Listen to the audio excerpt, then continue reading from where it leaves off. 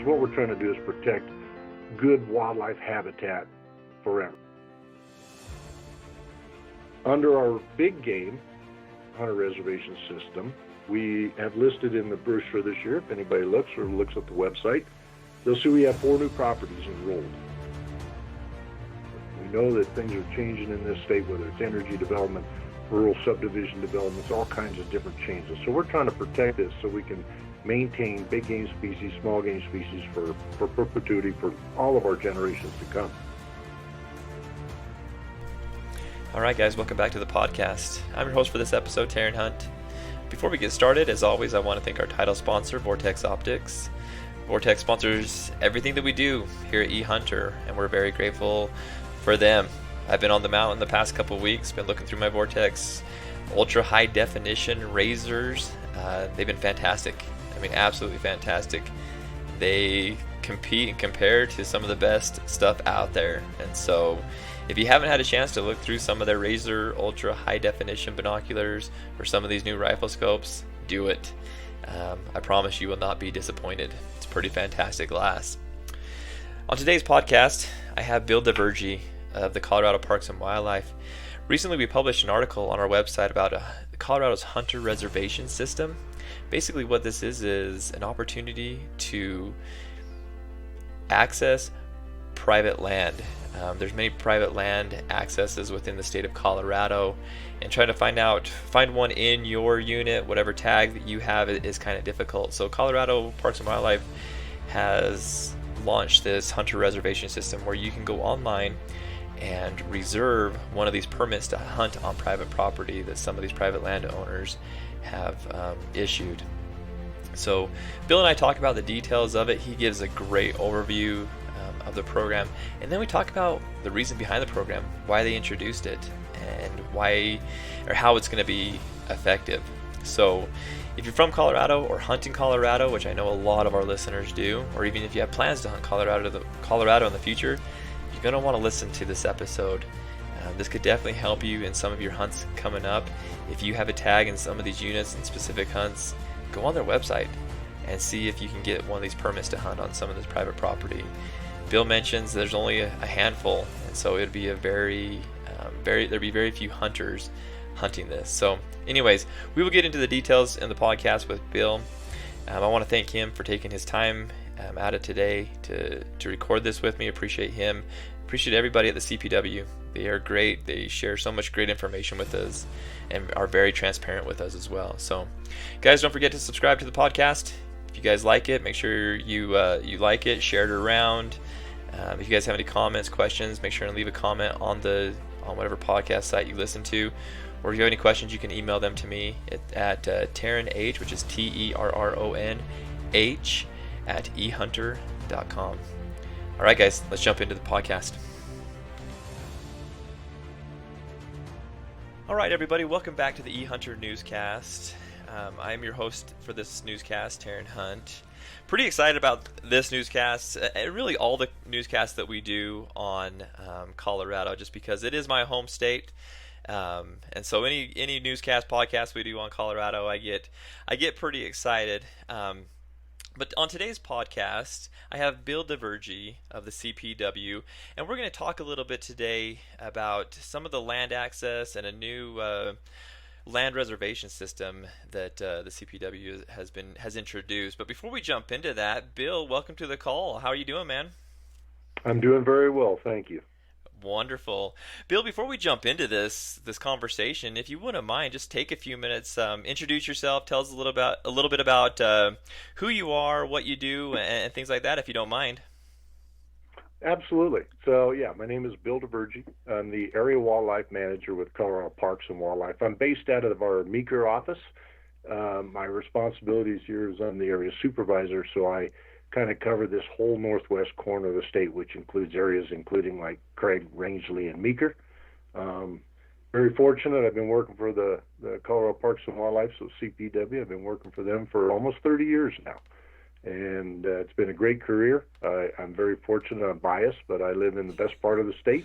We have the most wildlife resources, and that makes it bigger challenges and a lot more fun. So very fortunate to be in the position I'm in, and have really enjoyed my career so far, and continue to look forward to working for sportsmen of Colorado as well as the resource. Well, I will have to agree with you. You do live in the best part of Colorado. So I live in Monument, Colorado, which is over by Colorado Springs, and so I've done podcasts with a couple other guys. I think in your area, you may know them. Do you know JT Romatsky and Randy Hampton? I very well do. I work for JT. He's my supervisor out of Grand Junction, and Randy's our public information officer. Oh, awesome! Yeah, I've done podcasts with both of them. Really, really good guys. Don't tell them I said that though, because it'll go straight to their head. But really great guys. But I told them as well. I said, you guys live on the right side of the state, the better side of the state. I live on the worst side of the state.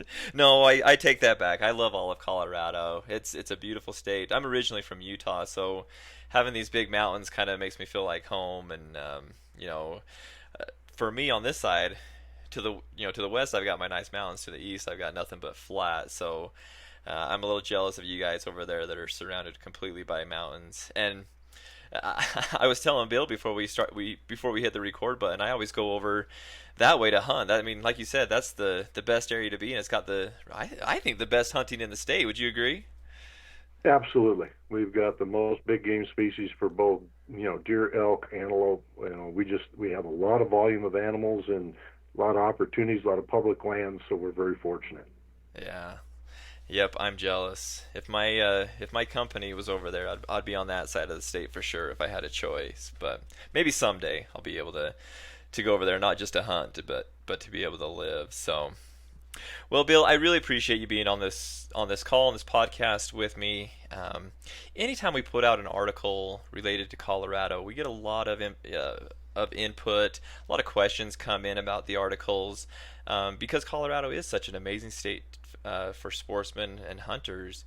And so a lot of people have questions. A lot of people travel here from other states. In fact, we have employees of eHunter that travel here from all over the United States. In fact, we've got one from Missouri that's headed this way in a couple of weeks for an elk hunt. And so Colorado articles get a lot of attention. And so we always like to be able to put more information out there for our listeners and our readers, and a podcast is a great way to do that. So I'm really looking forward to talking to you today about an article that we released recently. And if you all are familiar with the ehunter.com, seen some of the articles on there. One of the ones that we recently published, it was called Colorado's New Hunter Reservation System. And so I want to chat with you a little bit about that, Bill. In fact, I'll turn it over to you. If you wouldn't mind, could you kind of just give us a quick overview of this hunter reservation system and what it looks like? Sure, and I'll try not to get too far into the weeds, but give you at least a better overview. But so for quite a few years now, Colorado Parks and Wildlife has been working with private landowners, and we've been doing what are called conservation easements. So we work with the landowner. We're able to pay them a significant amount of money to protect their land. Generally, it's always in perpetuity, so forever, from development. So they agree that they will not ever be able to subdivide or change the landscape of their property forever. And that's been a very big program we're working on, because what we're trying to do is protect good wildlife habitat forever. We know that things are changing in this state, whether it's energy development, rural subdivision developments, all kinds of different changes. So we're trying to protect this so we can maintain big game species, small game species for perpetuity for all of our generations to come. So as a part of this, what we've tried to do as we build into these conservation easements to protect the land, we've also tried to create what we call access easements, which allows public hunters access onto these private properties for some limited hunting opportunities. So we've been able to accumulate several of those over the last 10 or 15 years across the state, and we're fortunate in this corner up here in the northwest corner, we have a significant amount of those. A lot of good willing landowners, a lot of great partners with us. So with this access easement, we've negotiated with them to be able to allow a few, whether it be deer hunters or elk hunters, onto these specific private ranches. So a few years ago, we started working on a new system to find a better way to allow our public first to know about these opportunities, and then second, to give them the chance to be able to apply or make, in this case, make the reservation to be able to put their name in the hat, so to speak, to get that chance to hunt on those private ranches. So we created this a system in our iPaws, in our licensing electronic system that everybody sees on our website. So we call it the Hunter Reservation System. So if you see HRS, that references this. Under our big game Hunter Reservation System, we have listed in the brochure this year, if anybody looks or looks at the website, they'll see we have 4 new properties enrolled. And under each of these properties, we have very specific limited numbers of licenses that we're allowed to allow onto the property. So people can go on the website, they can pick a ranch. An example, the first one could be the Collins Mountain Ranch. It's located just south of Meeker. And what we allow is a second season buck hunter, so somebody who has a valid buck license for that particular unit, so which is part of units 12, 23, 24, second rifle. They can go onto that reservation system when it opens up, about 60 days prior to the hunt, and they can try to put their name in and first come, first serve. And if they are able to acquire that access reservation, they can then hunt that private ranch in addition to the normal unit that they already have a valid license for. So we have several of these, again, 4 properties. Each one has, whether it be a buck tag or a bull tag, maybe a couple of cow tags here and there. It's limited to seasons, it's limited to units, but it's providing an additional opportunity for some sportsmen to hunt private properties. So, how many is there a specific number of people that can get those permits? Is there I should say, is there a set number for each season, each unit? Do they have a set number for those that of licenses that they're giving out? Absolutely. And that it's good and bad. I mean, obviously, we'd all like to just say we have totally unlimited and everybody gets the chance, but that would also change the way the hunting on that property would be, and it's not fair necessarily to the private landowner as well. But so yes, generally it's somewhere between 4 and 6 licenses per ranch. We try to spread them out over some different seasons, give people different opportunities. We have a few deer tags as well as some elk tags on different ranches. I think total right now there's about 19 different licenses available. So there's a couple of buck tags on different ranches, a couple of bull tags, mostly cow elk licenses. I think there's 13 of those, and then I think we have 2 doe tags as well. So if a person looks under our hunter reservation system, and if they pick one of those 4 ranches, it'll list exactly the season that is available, the number of licenses for the species, as well as the sex, so buck versus bull or cow or doe, and then the license that they have to have prior to being able to try to get into this reservation system, because you have to have a valid license for that specific hunt area and that season before you can put in for the reservation. Okay, that makes sense. This is huge. It really is, because over the years I've been a hunter for a long time, and whether it be myself or a colleague of mine, we spend quite a bit of money, paying trespass fees to get on private property to be able to hunt it in addition to the public land that's there. And so for an opportunity like this to get more access as hunters, more opportunity as hunters, it's huge just for the more opportunity, but it's also huge in it, the opportunity to be able to save money for us as hunters with those trespass fees. How much? Great question. How much do these licenses cost? Well, so the reservation system is free. There is no additional charge. So you basically have to have your license in advance for those, as I mentioned, for those units, that species, and that season. So depending on whether you're a resident or non-resident, as long as you've got your existing big game, let's say it's a unit 12 second season deer tag, that's all it costs. The reservation is free from there on. Oh, that is music to my ears, and I'm sure many other people that have tags in those areas where these permits are going to be able to be obtained. So, oh, that again, that is wonderful. So, just to reiterate, the best place for people to go get this, they go to the CPW website, and then they can search the hunter reservation system from there and find those tags. Correct? That is correct. And there's two parts to our hunter reservation system. So we have a small game, which is kind of like the waterfowl, the reservation of some of the duck lines on state wildlife areas and different things. Then this is the big game side of it. So this is where you get to reserve the opportunity for these limited different hunts on private land, on ranches. And right now, most of these are at least starting out, they're all within the general vicinity of Meeker. Okay. Okay.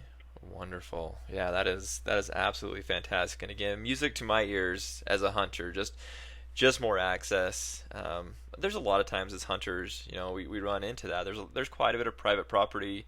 I guess more so on my side of the state, as I've hunted bear and elk over here. It's a problem. I have to use my Onyx maps quite frequently to make sure I'm not going onto private property. So to have an opportunity to not only have the public land and be able to access that, but to have more and more private land to access as well, that just creates more opportunity for us as hunters that we can legally do, and just more opportunity.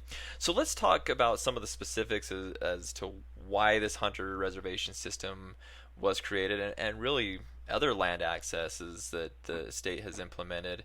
I had read that the kind of one of the specifics for this new one was because of an overpopulation of animals. And I guess my first question is that correct? Is that why this is being initiated?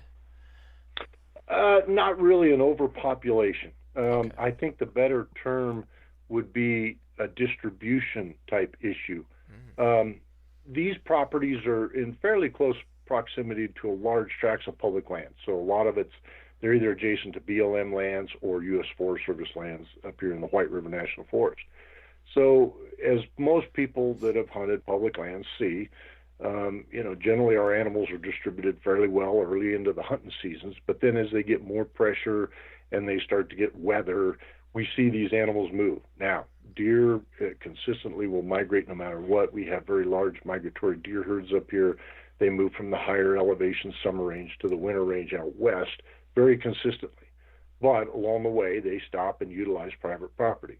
Elk are very similar. They're going to seek refuge in areas where we have less pressure, which is predominantly the private property as compared to public lands. So what these opportunities give us is, first of all, it's going to be a very limited hunt. It's going to be a very quality experience for the hunter that gets to acquire these reservations.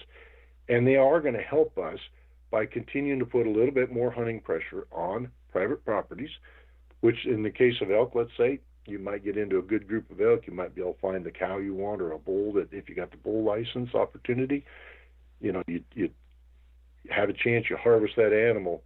That pressure sometimes will help push some of those animals either further west onto public lands or back onto the forest, places that even additional public hunters get the chance to then maybe have a chance to find that group of elk. So it's not so much that we're trying to, because it's such a limited number of license, we're not trying to reduce the population. There's not enough of them to make that big a deal, but it helps distribute that pressure onto those, sometimes we call them more refuge areas, which would be sometimes some private properties. They always seem to do that. Those dang things, I swear they're so smart. When you're hunting them, they'll always find those private properties so that you can't go hunt them. every time, I swear they do that. And that actually makes a lot more sense. And that was really one of the biggest questions that we had come into the to eHunter, was just kind of the reason behind the new access, or this hunter reservation system. But I like the point that you made, in that, yeah, it's great for those hunters that get to go into those um, private property areas and be able to hunt it, but it'll also kind of push them out of those areas and give more opportunity to the hunters that don't have those tags as well, and then kind of push them back into public lands. And so, like you said, just a better distribution of the animals. I know that this is going to be kind of an interesting question, and maybe one that you can't answer, but has the CPW thought of other ways to redistribute them, or what kind of made you all settle on this answer? Well, I don't know if this is a unique or a specific answer or circumstances you're describing. We've been, I think many people might be familiar with like our Ranching for Wildlife program, Mm-hmm. which is again private. It's an agreement between a private landowner and Colorado Parks and Wildlife, where a landowner has a very large tract of land. They'll manage that land for wildlife. In exchange, they get some flexibility in their hunting seasons. They get some private licenses. And then there's also a public component to that, where the public can draw those licenses and hunt on those private properties as well. In that program, we encourage those private landowners to distribute some of those public hunting seasons in times when those elk might or deer might refuge onto the property. So we want to keep that movement going. We want to keep them from just consolidating into a very small refuge sanctuary area. We want to keep them to where they are available to the public, because that helps our harvest. And if we don't get good harvest, then we could have too many elk or deer on the landscape. But so we've kind of modeled it a little bit after our Ranching for Wildlife program, where we try to keep that what we call in-season pressure sometimes. So when the public people are out there hunting around this property, they're putting the pressure. Those animals kind of move into those private sanctuary, solitary areas. Well, now we're putting a little more pressure on that private to kind of keep them pushed back a little bit. So it's a distribution part that's benefited our wildlife management for a long time. Gotcha. Oh, that makes sense. Absolutely does. The Ranching for Wildlife has worked out very well over the years, and I love new opportunities like this that just kind of continue to grow off of that. Let's jump down a little bit of a rabbit hole here. I want to talk about some of the other land access that's going on in Colorado, and you may be familiar with all of them, maybe not, but are there other things going on in the state that's allowing for more opportunity, more land access for hunters, maybe not just in the northwest corner, but are there other areas in Colorado that we're opening up some new opportunities for hunters? Absolutely. And we're very fortunate right now. Colorado Parks and Wildlife, we are putting a noticeable effort into trying to improve access for the public hunter, whether it be to private lands or some other public lands, just a variety of different options. So I'll go a little sidebar and then I'll come back to the main topic you asked. But so right now, as an agency, we're trying to create, we're going to call it Seesaw, so a Colorado Sports Persons Access Work Group. We're going to actually work with a bunch of entities, both from private, NGOs, our sportsmen's groups, some landowners, different folks. We're going to try to sit down and brainstorm and look at even additional ways we can try to come up with access for our public hunters across the state for small game, big game, fishing, everything we can possibly do, because we realize the state's getting more restricted. We're getting more people all the time. It's getting harder to find places to go recreate, hunt, and fish specifically. So we're going to work on that really hard over the next few years as an agency. But along those lines, in the past, what we have been working is one of the prime examples would be state trust lands. You're probably somewhat familiar with that we have a public access program called the PAP. And the CPW has leased state trust land parcels, which are spread out across the state, for public access. So we've leased them for hunting. Over the past years, we've had over 460,000 acres have been enrolled into that program, with all these different state trust land parcels being open for public hunting. And in the last couple of years, we've tried to increase that. So we've gone back with the state land board. We've worked with them cooperatively. We've been able to create agreements to where we can say, okay, we're going to enroll some additional acres into that public access program. So with new ones that came on in 2019, a bunch more new ones. If you look into our state lands brochure, you'll see them all listed as new. We've added basically another over 200,000 more acres of public lands that can now be hunted by our sportsmen. Colorado Parks and Wildlife has an agreement with State Land Board. We pay them a dollar something per acre. There's a specific set fee. So that money is going to the State Land Board, which then benefits the schools and the parts of Colorado that's defined by that program. And at the same time, then we open up a lot of property for hunting. And this is east slope, west slope, north, south, all over the state. Wow. So when a hunter's looking on their Onyx maps and they see that state trust lands, that's open for hunting all seasons, they can actually go on that property and hunt, correct? Yes, and if the best thing we can recommend that they do is pick up one of so we have a Colorado State's Recreation Lands brochure, one of our normal hunting type brochures. 2020 is the year you want to pick up. As you sort through that, it's divided into sections. So you have state wildlife areas, you have state trust lands, and then you have state parks. There's kind of three different sections within that brochure. And if you look at the state land board properties, it lists the property, it lists the county, the location, acres, and there will be certain stipulations. A lot of them are open August 15th to the end of February. Some of them don't open until September 1st for different reasons. Some of them, again, are focused for small game. Some are more big game. Some of them have very limited vehicle access, maybe on county roads only. The rest of it might be foot and horseback. Some may allow camping, most don't allow camping. So there's different rules for each one. But if you look at that brochure, which can then correspond to Onyx, and you can probably find them on your Onyx map, you can then know which property is available and open, as well as the rules and regulations that go to each of the different parcels. Oh, wow. That's awesome. Do you know if there's an electronic form of that I could put in our show notes and just put a link in there? I know it's on our website, Okay. and I apologize. I'm not the most tech savvy, so I'm not sure I could tell you exactly how to link it, but I know it is. All of these access programs are on our website, Colorado Parks and Wildlife, Okay. and I'm sure someone could link that very easily. I think I can. So I'll do that. I will try to find for those listening. I will try to find either the electronic PDF of that or even just the link, the website link. I'll put it in the show notes to this podcast so that for those of you that are looking at these lands, you can find that in the show notes, make it easy for you guys. So that's huge. Like I said, there's so many people that come to Colorado each year to hunt. They never know. In fact, I was talking to a guy last year during the hunt about this specific thing. I can't remember what state he was from. It was in the Midwest. I can't remember exactly where he was from, but he was asking me about those trust lands and if he could.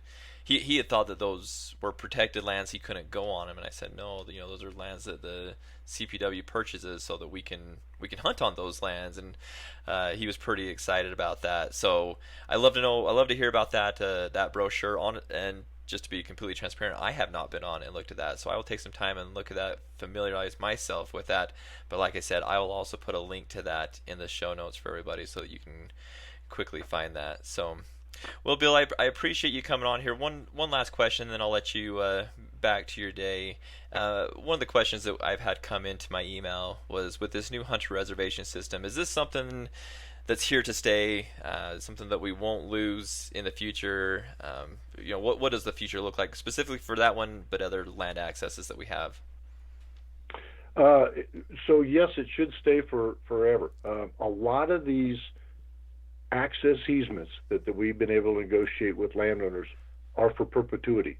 Some of them are term limited. Some of them could be a 10 or 20-year term. But for the most part, when we're negotiating and working on these access easements with private landowners, we're trying to do it for perpetuity. So we hope that opportunity is going to be there for many generations to come. Our hunter reservation system is new. Again, that's the electronic system where people can look it up. With time, we might be able to even refine that better and make it a little easier, a little more usable friendly. And then the other thing our agency has done, and we've been very committed to doing, is continuing every year to look for new parcels of land where landowners would like to protect it, both with a conservation easement and an access easement. We're able to work through that and add one or two properties a year, we hope, across the state. So as time goes on, I'm hoping folks are able to look at that hunter reservation system in a year or two and not just see maybe 4 big game properties, but maybe there'll be 6 or 8, and every year we might be able to add one or two to to that system as well.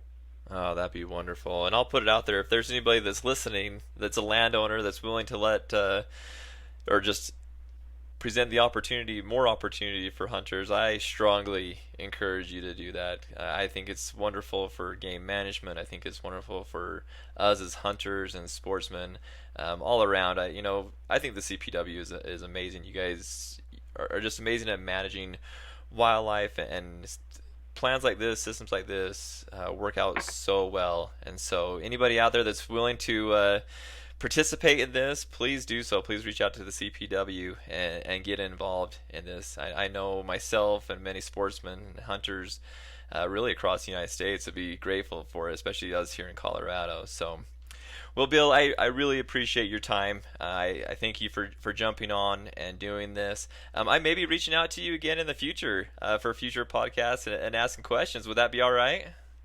I'd be more than happy to. Anything we can do to help our sports people understand what's available and give them that opportunity, that's what we're here for. Yeah, like I said, I've talked to several folks from the CPW.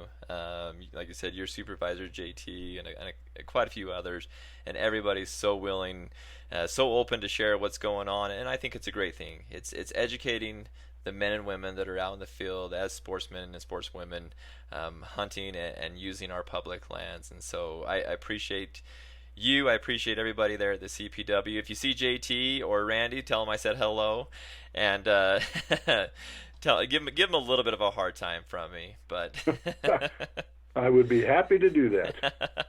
awesome. All right, Bill. Well, I'll let you go. Thank you again. Appreciate your time, and you have a great day. Okay. I appreciate it very much. All right. We'll see you. This is Curtis. Thanks again for listening to the podcast. I just wanted to jump on real quick and talk about one of our new sponsors, Cotton Carrier. They are awesome. So I've been looking at these guys for a long time. Super stoked now that they are partners with us. So what they are is they're a camera attachment system. They've got a few different harnesses that you can use. One is the chest harness, so you can actually strap it on your chest like a bino carrier. And it's got this cool little adapter you screw onto the bottom of your camera, and it slides right in there. You can have hands-free operation. That one actually has an optional side holster as well. The other one is the G3 strap shot holster. That's for the backpack. So you just strap it right to the backpack strap. And then they've got a scout sling is what they call it. It's a sling style harness, goes over one shoulder. But these things are awesome.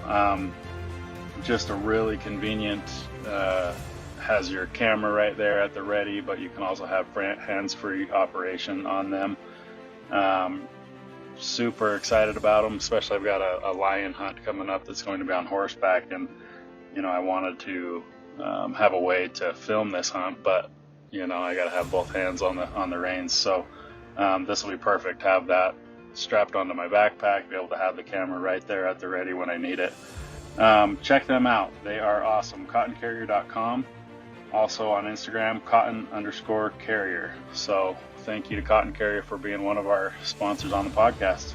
And thanks again, guys, for being loyal listeners.